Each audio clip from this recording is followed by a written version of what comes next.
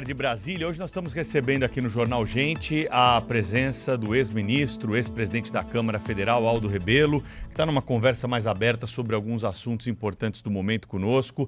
Queria perguntar para o senhor agora sobre o tarifaço de Donald Trump, os impactos para o Brasil. Começou a valer ontem essa regra, depois de algumas mudanças e adaptações.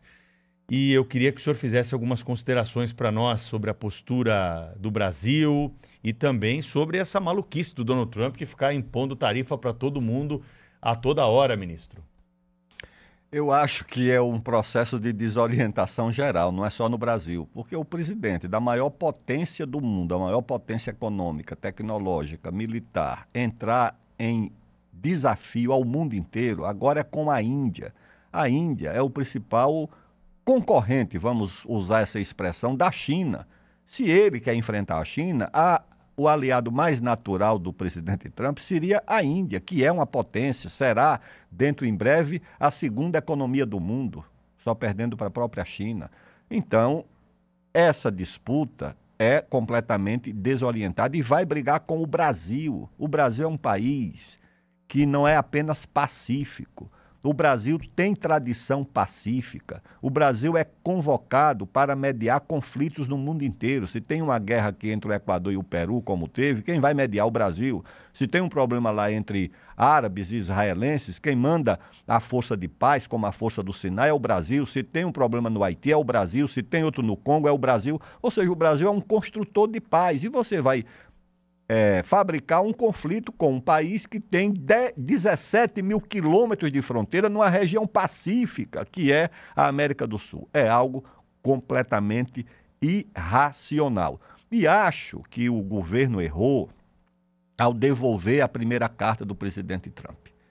O presidente Lula deveria ter respondido à carta com as suas ponderações e com a firmeza do país, dizendo, não, nós não aceitamos a investigação sobre a nossa soja, sobre a nossa carne, sobre a nossa madeira, porque o Brasil é o país que protegeu mais florestas no mundo, que tem o melhor código florestal do mundo, que vocês não têm código nenhum, vocês não têm reserva legal, vocês não têm nenhuma norma de proteção do meio ambiente que se pareça com as nossas. Devia ter exposto na sua resposta que o Brasil construiu o seu território de forma pacífica, nunca teve guerra de anexação contra seus vizinhos, o Brasil não tomou um palmo de terra de nenhum vizinho.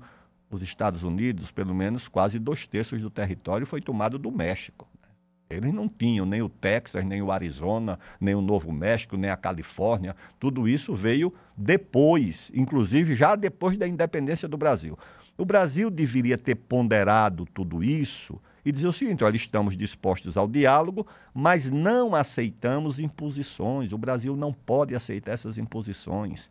Em 1946, acho que 46 ou 47, em uma entrevista infeliz, o então secretário-geral do Partido Comunista, senador Luiz Carlos Prestes, em uma pergunta capciosa de um jornalista, respondeu que se houvesse uma guerra entre a União Soviética e o Brasil, ele ficaria do lado da União Soviética. Esse foi o argumento para caçar, e foi caçado. O Partido Comunista foi caçado, os senadores foram caçados, os deputados caçados, os vereadores caçados, todo o partido foi caçado.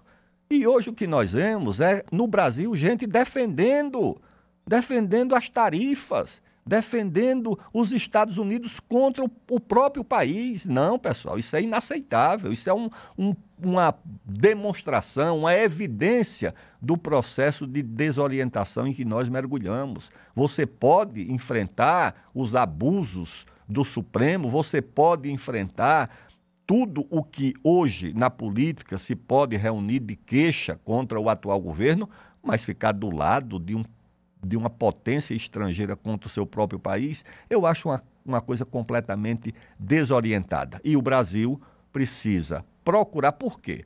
Porque o comércio exterior, Pedro, Thaís, Sônia e Cláudio e internautas, representa 10% do PIB do Brasil, o comércio exterior.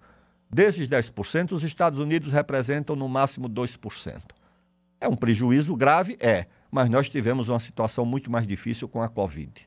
E nós encontramos alternativas. Nós sobrevivemos com todas as restrições, com todas as situações constrangedoras, nós sobrevivemos.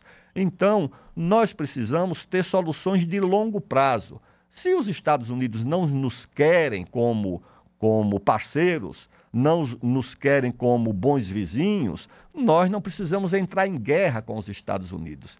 Respeitamos a posição deles e buscamos alternativas. Aqui na América do Sul, com todos os nossos vizinhos, sem exceção, porque aqui também todo mundo quer uma guerra com alguém. Uma parte acha que nós devemos fazer uma guerra com o Maduro. Outra parte acha que nós devemos fazer uma guerra com o Milei. Nós precisamos conviver com o Maduro e com o Milei. Nós não escolhemos o Maduro, nós não escolhemos o Milei, nós podemos proteger a nossa posição de princípios. Quais são as nossas posições de princípio? A defesa da democracia.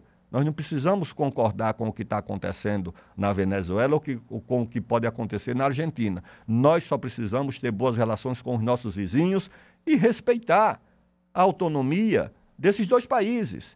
Nós não conseguimos ter uma solução consensual nem para a nossa democracia. Tem gente que acha que houve tentativa de um golpe de um lado, tem gente que acha que já houve golpe do outro, tem gente que acha que ainda tem gente querendo dar golpe. Agora nós é que vamos ser a régua da democracia no mundo inteiro. Não, respeitamos, temos as nossas posições, mas aqui nós temos que começar a nos entender com todos eles, com a Argentina, com a Venezuela, com a Colômbia, com o Chile, com a Bolívia, e administrar isso com respeito à nossa soberania e com o mundo inteiro. Se os Estados Unidos não querem uma boa relação com o Brasil, nós lamentamos, estaremos dispostos a reabrir o diálogo a hora que eles quiserem, mas nem podemos aceitar a submissão e precisamos encontrar alternativas na Europa, com quem nós temos boas relações, no mundo, na China, na Rússia, na Índia, em todo lugar.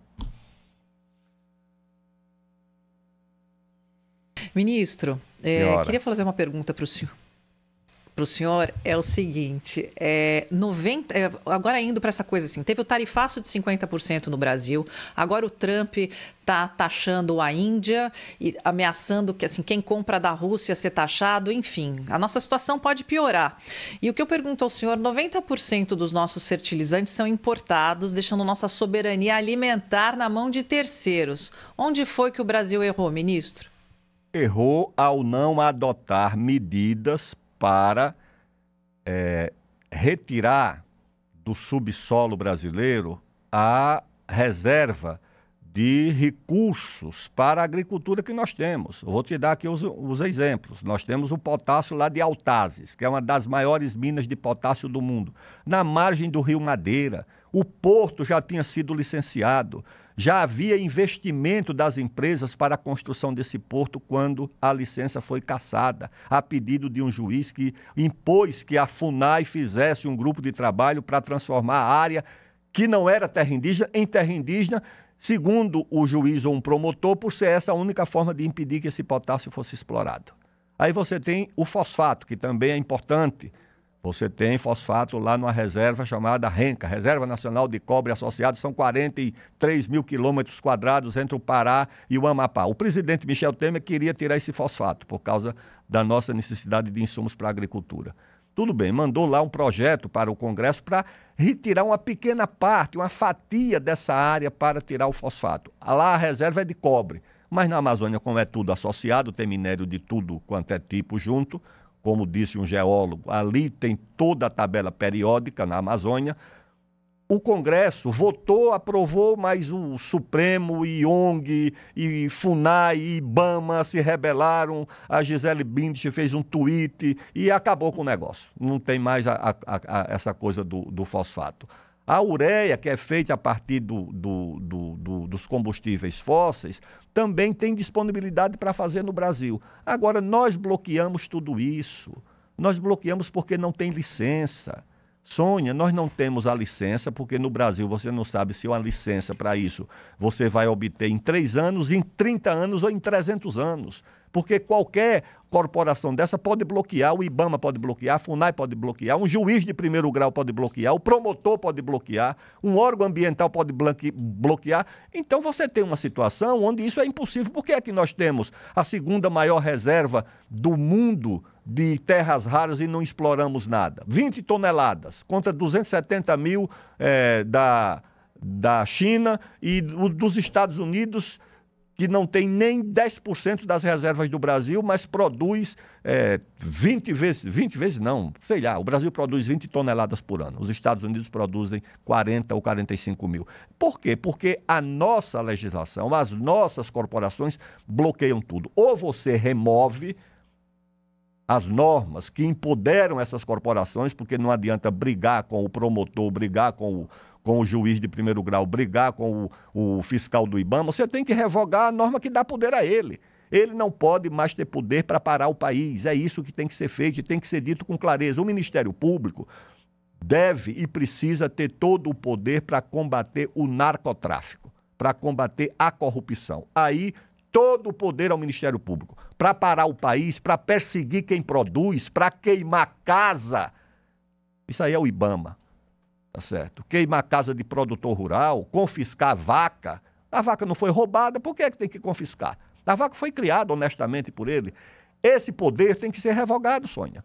Ou você não vai fazer nada, ou você vai ter lá, mais ou menos, um presidente da República que vai achar que manda no país, mas quem manda é o IBAMA, é a FUNAI, é o Ministério Público, é o órgão de controle, e ele não manda nada. Ele vai ser apenas um grande jarro, tá certo? Numa mesa toda enfeitada. A gente está aqui com o ex-ministro Aldo Rebelo, ex-presidente da Câmara, foi ministro do Esporte, ministro da Defesa. Tem um longo caminho aqui na política do Brasil e está ajudando a gente a entender essa história. E faltou um assunto, ministro, mas não vai ser hoje não. Vou deixar já para a semana que vem, na encomenda. A gente precisa falar sobre COP30 e toda essa questão que envolve a falta de estrutura de Belém, do estado do Pará e da região norte como um todo para sediar esse evento. E a gente já está vendo alguns governos estrangeiros dizendo, olha, desse jeito não irei para o Brasil. Mas muito obrigada, viu, ministro, pela sua presença aqui. Até a semana que vem. Um abraço e até breve. Até lá. O Jornal Gente tem sequência com outras notícias depois do intervalo.